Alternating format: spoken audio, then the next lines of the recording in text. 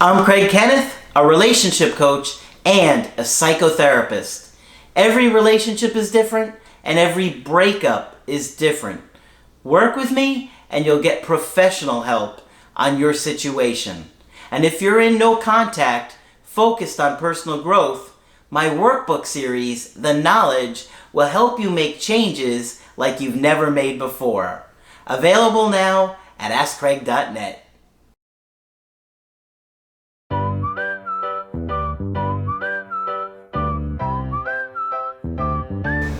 Hi there, I'm Coach Craig Kenneth. I'm Coach Margaret. And today we're going to be talking about my ex couldn't move on.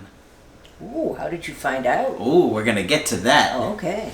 You know, believe it or not, many times exes behind the scenes are really struggling.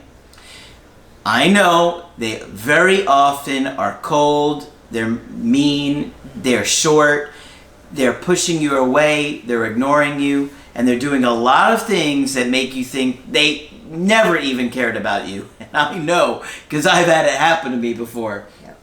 I haven't said this in a while, No. but I said it, I think probably to you, way back in the day, it felt like my ex's love was a faucet, and she turned it off without giving me another drop. Yeah, that's exactly right. Yeah, it Yeah. really did feel like that. Yes, it feels dramatic, like it's the end of the world, like, yeah, you've been shut off from water. Well, that's necessary for life. Yeah, but it's incredible how they just become a different person almost immediately. Right. And when we see this, it's just shocking. I mean, it's absolutely shocking because there's a good chance they had never treated you like that before. Right. I mean, since as long as you've known them.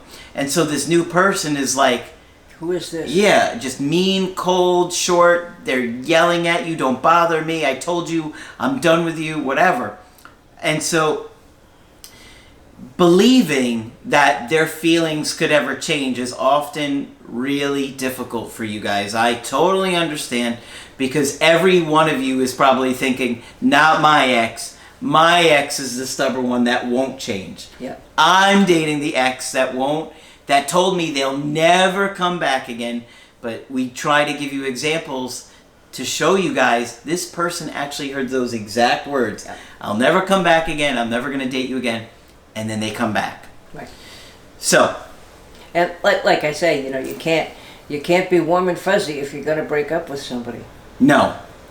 I love you and I never want to talk to you again. Because you won't respect their decision if they're warm and fuzzy. Right. And so they oftentimes get They fed have up. to turn off, yeah. And it's a survival mechanism Yep. for them. That they're trying to get what they need or what they want, and you pressuring them is only going to make it worse. Right. So, after some time, a lot of times our exes will really struggle with missing you. They often hide it, they don't let you know, and even date other people. And you're just shocked because you're like, how could you just replace me so quickly? And you feel like they've completely moved on, they never really cared about you, but it really isn't the case for many people. Because there's nothing more powerful than attachment. Nothing. No, right? No. There's nothing more powerful than that bond of love and connection. We remind people when they say, during no contact, my ex will forget about me. No, they won't. Not if they've really been in a relationship. No, they can't. It's just not the way we're wired.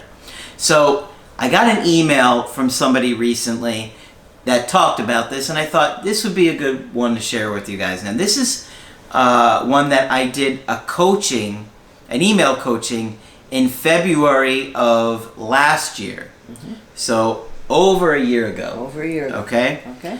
And they said, I had an email coaching with you of February of 2018 after my partner of 6.5 years ended our relationship. 6.5 years. The advice you gave me was spot on. You suggested after my partner had been asking around about me that you thought I might get an direct contact from her within 4 months, if not sooner, you suggested. Well, 46 days later, I received a 4 a.m. text message from her. I was shocked and thought I was dreaming when I heard her unique text notification sound. In summary, the message read, "This is crazy. I'm trying to have a relationship with a lovely man and am as cold as ice to him because I can't get you out of my effing head." I'll make it a little bit nicer. We know what she said. "Can you please tell me you are seeing someone or don't love me anymore or tell me to move on so I can move on with my life and commit to someone else? I'm going effing crazy here. I'm an effing mess and I'm effing up with another person's life. I'm sorry for the F words. Think about it because I have tried so hard." Has anyone ever been so vocal in an email? She's very effing clear. She is effing frustrated. And she's angry, right? Oh, yeah. She's angry because she can't move on. Right. She doesn't say anything nice to him or about him, but she says, "Please help me out here."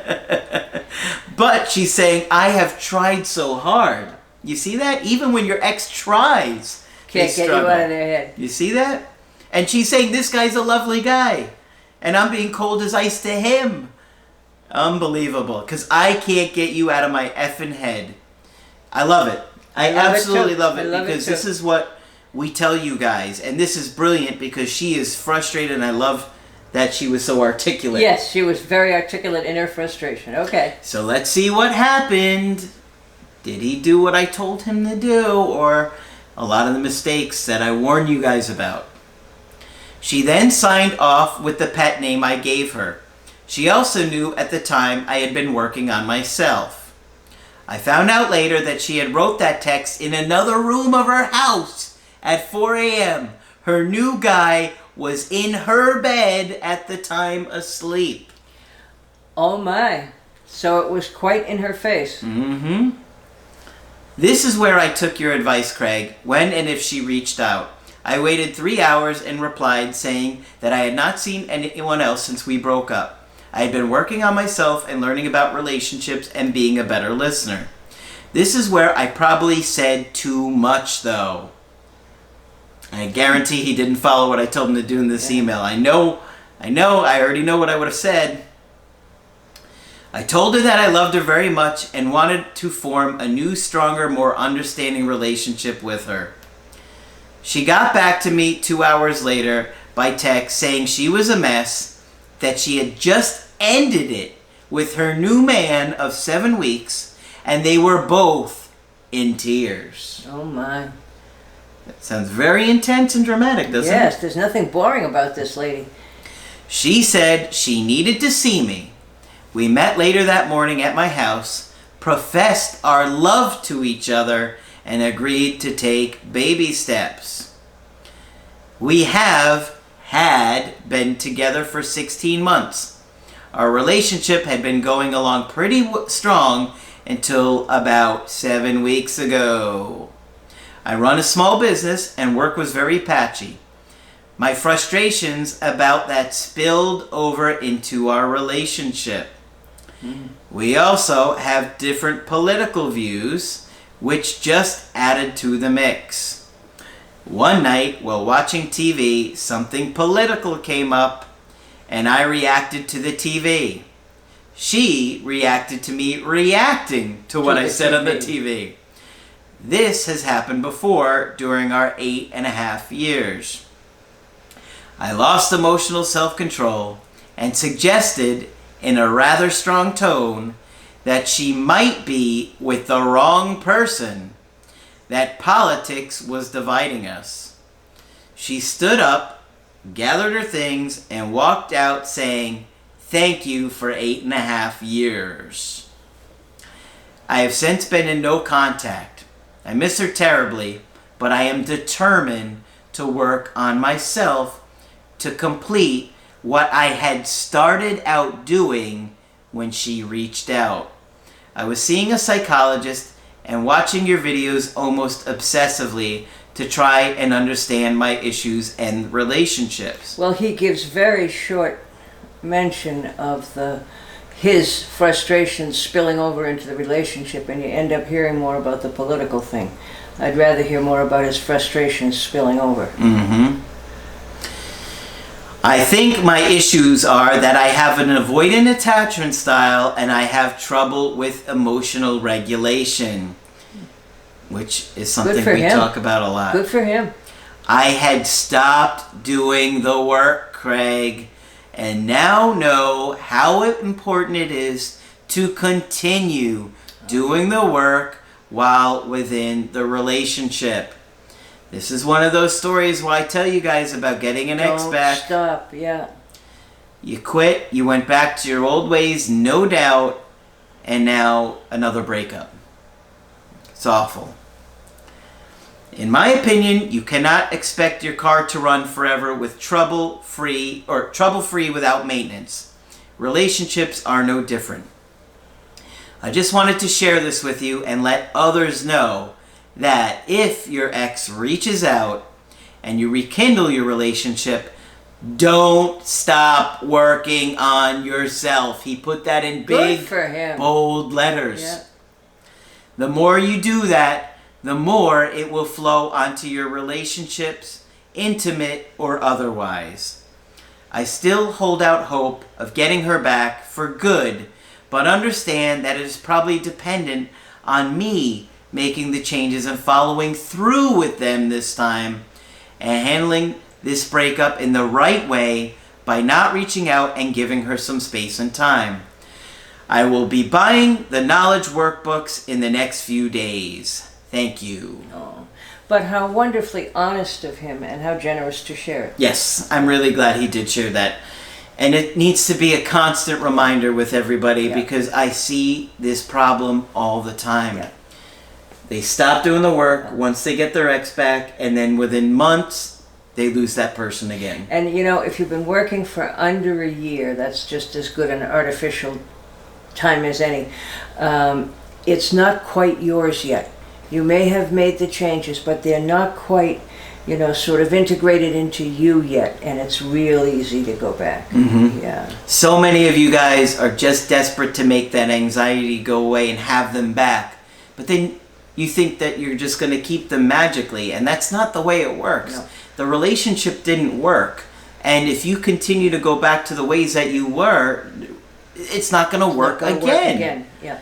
I mean, I'm so glad he was brave enough to share this because he's in, and he's probably very depressed. Probably. And he's probably feeling very guilty about what he did here because he knew he had been warned, you got to make the changes and stay doing the work.